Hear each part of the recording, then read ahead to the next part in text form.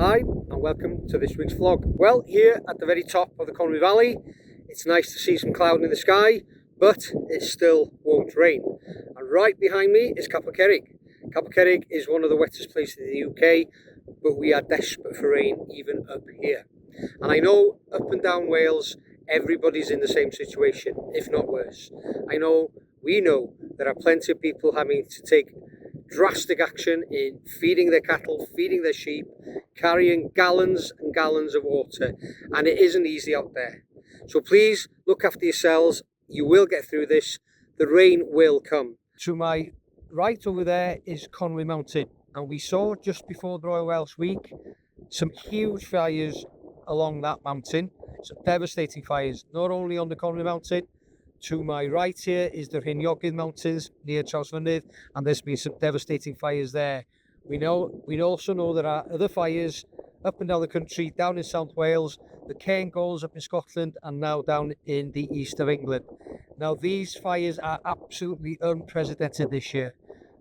The major causes of these fires, as we all know, is the fact that there is too much fire load on our uplands and our mountains. The only way we will be able to tackle these fire load liabilities is by grazing, by active grazing. Yeah.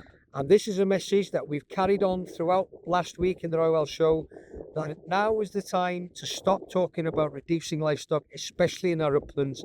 Now is the time actually to start increasing and targeting better grazing management on our uplands and on our Welsh farms, to make sure that not only do they have the right environmental balance to keep the fire loads down, but we also need to increase our livestock numbers to make sure that all our abattoirs are working to full capacity. We have a fantastic product here in Wales. We have a fantastic story. We have the climate. Let's make sure that Welsh red meat, food and farming is in a much better place going forward. Also, keeping on the livestock theme, Abby joined Tom Bradshaw down in London this week to meet with the new Secretary of State for DEFRA, Dame Angela Eagle. And one of the key points that they put through to Dame Angela Eagle was the very fact that from the beginning of September, the EU will be banning the import of Brazilian beef due to concerns on antimicrobial use and traceability. Now, the biggest concerns for us here in the UK, and especially in Wales, that currently the UK government will not be taking the same stance. Now, this could have huge implications on the UK and Welsh beef supplies if the Brazilian beef market is diverted towards the UK. So we are making sure that the UK government in particular are on this. They need to start giving us the right signals that they will, in fact, mirror what the EU are doing, because if the EU are concerns on antimicrobial usage and the safety of that beef, that should be absolutely no different here in the UK.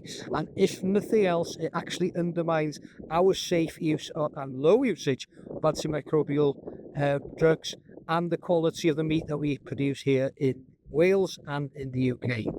Some of you might also have seen earlier this week the stories that NFU led in the news about the devastating effect of hair coursing, especially down in the South Wales area.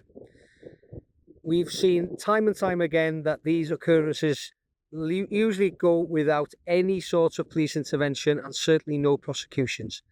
This has to stop. It's having a detrimental effect on our businesses and our ability to work within not only our businesses, but these, obviously, the businesses that we work in is also our home. And we cannot be in a situation where we are worried for not only ourselves, but our family in our very own homes and businesses. And that's it for this week. Hopefully, Abby will catch you up next week.